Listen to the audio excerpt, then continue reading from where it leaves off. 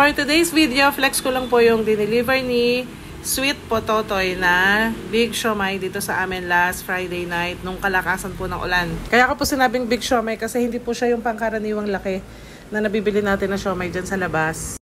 Ito po talaga makaisa ka lang.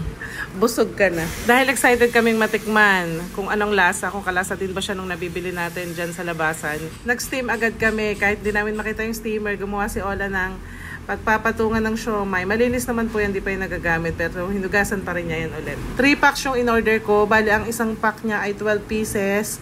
130 pesos. Sulit naman kasi malalaki po yung laman niya. At may free na rin po siyang chili garlic. Ang bibili nyo na lang po, ang ilalagay nyo na lang ay toyo at kalamansi. Ay, par the go! Ready to eat na po.